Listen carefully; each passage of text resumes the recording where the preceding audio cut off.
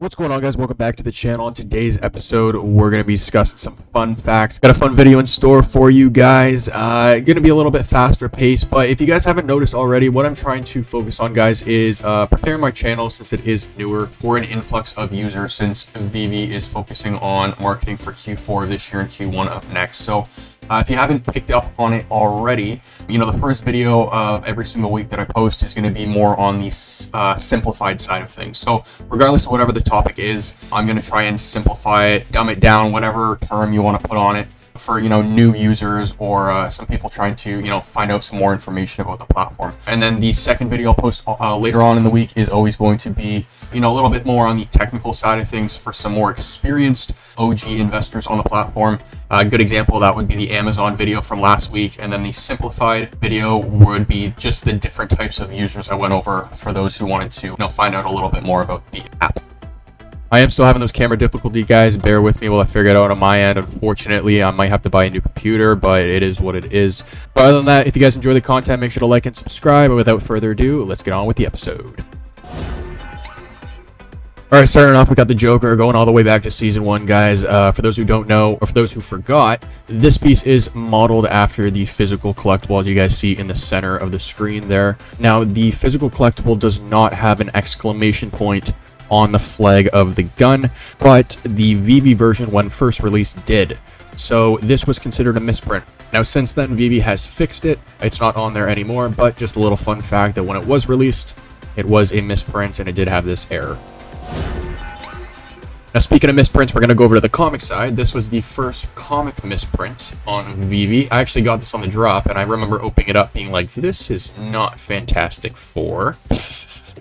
Jokes, but yeah, on the left is the comic that was supposed to be dropping, Ultimate Fantastic Four number 21, and what ended up being inside of it was the comic you guys see in the middle and the right-hand side of the screen. So, a little funny story there. Again, this has been fixed. Both comics are now available on the app. Little story behind that piece. Moving over to Givenchy Pride number 2. Now, this is a more recent one, so if you guys remember this, on the drop, there was a little bit of a mishap with the piece that was actually being delivered versus the piece that was being promoted originally for the drop. So what ended up happening was the people that got this piece on the drop was being delivered the piece that you see in the middle of the screen, which is different from what was being advertised.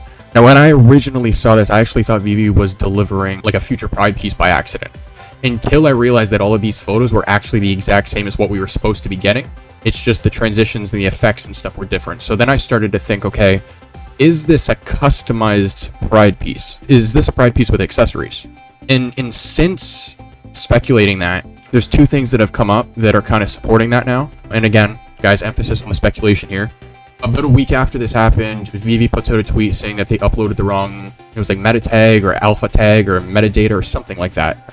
I couldn't find the exact tweet, so apologies there, guys. But my point with this is that David came out in Decon talking about how accessories are going to be a big thing for investors in 2023. So if this is the case, I think it's a pretty safe assumption, again, emphasis on speculation, that VEVE has working accessories in the back end. They have working prototypes, obviously accessories in development, and things of the sort. So somebody simply uploading the wrong file or however they do it on their end, thinking that this was the piece for the drop versus a future piece that is in development, that's been customized, and some accessories have been thrown on.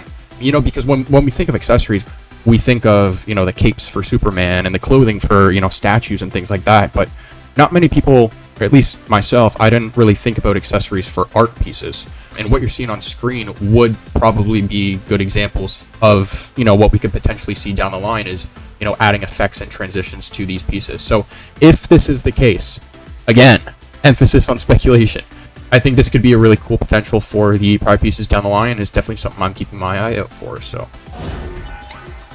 Moving over to the Donald and Daisy golden moment. This is actually a really cool one, guys. I haven't seen anybody talk about this in the community, but the Donald and Daisy golden moment statues in the Disney parks have actually been combined to provide the one Donald and Daisy golden moments on VEVE. So that piece was dropped during Valentine's Day, and as you guys can see, Daisy's holding the same position, but instead of Donald holding his hat, they've made it look like he's holding Daisy's hand and tossed his hat on his head. So This piece is actually combining two statues into one, which is I think is kind of a little cool story behind it, and a little fun fact for those who didn't know. Speaking of golden moments, now some of these pieces, guys, are physical statues in the parks, as you guys just saw with the Donald and Daisy statue, but not all of them are. So as you guys can see on the left, it's going to highlight the pieces on VEVE that are actual statues in the Disney parks. We have Lady and the Tramp, Donald and Daisy, R2-D2, Chip and Dale, Cogsworth and Lumineer, Flounder and Sebastian, Timon and Pumbaa, Winnie the Pooh, and of course, Walt and Mickey. And then on the right-hand side, it's going to break down the golden moments that have specifically been made for VEVE and are not statues that you will see in Disney parks. And you're going to have Wally, the pizza truck, Sorcerer Hat, Skateboard, Homer and Bart, Elsa, Iron Man, Aladdin Lamp, Avengers logo, and C-3PO. Moving over to Ghostbusters. Going back to season 1 again here, guys, we have the Slimer and the Ghost Trap. For those of you guys who don't know, these two pieces actually are interactive with one another. So if you toss the Slimer over top of the Ghost Trap is animated and it does suck the Slimer right on in. So you could argue that that's a form of utility already for those pieces. Moving over to the Gold Dragons. Now, I'm actually a little curious about this myself because I do not know the full story behind this. So anyone who does, please comment down below and let us know. But from my understanding, if you do hold this piece and you list it in the secondary market at 88,000 gems, I believe it's an individual in the community that is providing staking benefits for holders doing this. Moving on over to Rewind Collective, Amelia Earhart and Cleopatra. For those of you guys who don't know, when they were originally released, they were not released in a blind box, so you could choose which one to go for. And they were static, so they were not animated the way that they are on the app right now. And they decided to do that and update these cards when they released Part 2 of Series 1. The cards with Queen Elizabeth, Frida Kahlo, Harriet Tubman, etc., etc. It's a little fun fact right there, but also shows you the potential of what VEVE can do to our pieces down the line as they introduce more things. Moving back to a golden moment here, we got Homer and Bart. He's going to be the first ever golden moments dropped on VEVE. And if you turn him over, he's got the autograph of the artist on the bottom, Matt Groening. So I believe this is the only golden moments that has this signature, and correct me if I'm wrong, it's the only piece on VEVE that has an artist autograph. Wonder Woman. This one surprised me when I first found out. I talked about this in my previous video, but she's the second most popular superhero in the world. Coming in second to Spider-Man, who was first in 57 countries. She's first in 15 countries worldwide. Moving over to Superman, he is modeled after the physical collectible that was released during the Man of Steel movie. You know, there's a couple collectibles, well, several collectibles actually on the VEVE platform that are modeled after the physical, but this is a particular collectible in the physical space that I have had trouble finding. I mean, even the photo was hard to find. So for anybody who knows more about this piece, make sure to comment down below, let us know. But I'm assuming the physical counterpart to this NFT is quite scarce. Moving over to the Disney D logo. So, this logo, for those who don't know, it's a very recent NFT on the platform, and it is modeled after Walt Disney's handwriting. Now, this is going to be the only other NFT so far on the platform, other than Walt and Mickey, that is directly tied to Walt Disney himself. Sticking with the brand of Disney, but also adding James Bond here. James Bond and Disney have both added ticket utilities on VEVE. So James Bond originally dropped their ticket, only 7 available on the app, extremely scarce. And if you happen to pick up one of these or grab one, you were able to redeem the ticket across America at a specific theater. I believe it was AMC, correct me if I'm wrong. And I believe you could claim it up to 7 times. Now, Disney did something similar when they first started dropping golden moments on VEVE. If you happen to get one of the golden moments on the drop, you did qualify for 3 months of Disney Plus. And I believe if you hit Walt on the drop, you qualified for 12 months of Disney Plus. Infinity Stones are something I think are pretty cool here. A little fun fact for you. If you guys zoom in on the Tesseract here, you will be able to see the Infinity Stone inside. Same with the Eye of Agamotto. If you have the closed version of it, you will still see the stone inside, so that's important to note. Now, another thing to note here that I see potential with down the line is when David's talking about releasing characters without certain things, like Yoda without his lightsaber.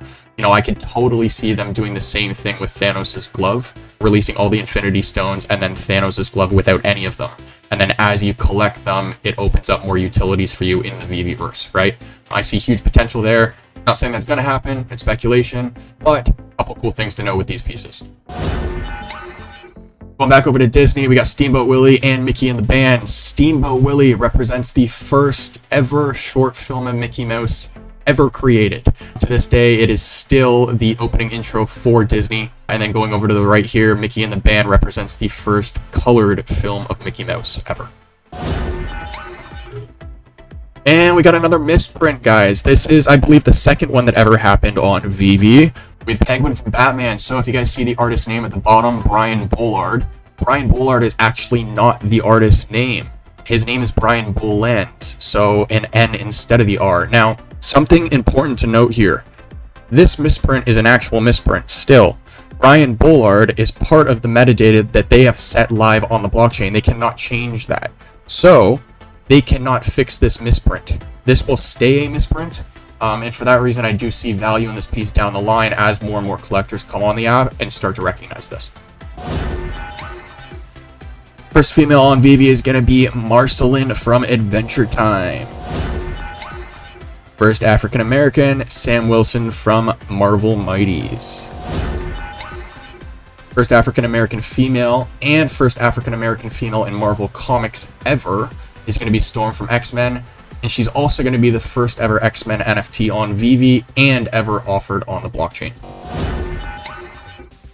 First artwork on VeVe is going to be the Rise of Ultraman poster collection.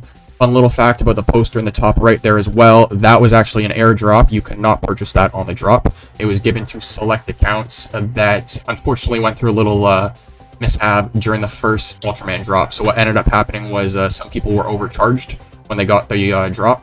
And after being refunded what they were overcharged, they were then airdropped this piece later on.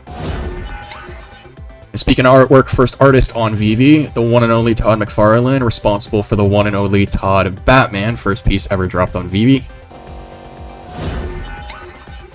First vehicle on VeVe is going to be the Back to the Future DeLorean. I love this photo on the bottom right here, the virtual meet the real world.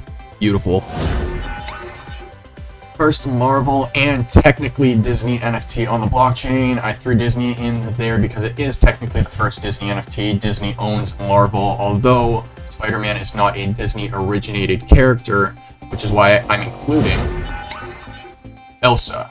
Elsa is going to be the first Disney princess offered on VeVe. It's going to be the first Disney princess offered on the blockchain, and it's going to be the only Disney princess in the Golden Moments series. On top of that, she's also going to be the first Walt Disney Animation Studios branded NFT on the platform. And last but not least, guys, we're going to talk about the Day of the Dead series here. First postage stamp collection on the blockchain, first stamp collection offered on VeVe, and it is also licensed by the USPS, which is a government agency, specifically the US. So we can say that it is also going to be the first NFT backed by a US agency on the blockchain. As for episode 10, guys, I want to talk about something a little different, okay? I provide online development services for small businesses, so I want to discuss today's modern customer journey, the steps that a consumer will take to become a customer, and how they tie in directly with what VeVe is focusing on right now, as well as planning for Q4 of this year and Q1 of next. If you guys are interested in learning more about that, make sure to tune in on Thursday. As for this episode, if you enjoyed the content and would like to see more, make sure to like and subscribe. And if you want to take part in the upcoming Showroom Showdown starting in October, make sure to submit your creations over on VeVe Investments. Follow me over on Twitter, link down below. As for episode 10, we'll see you in the next one.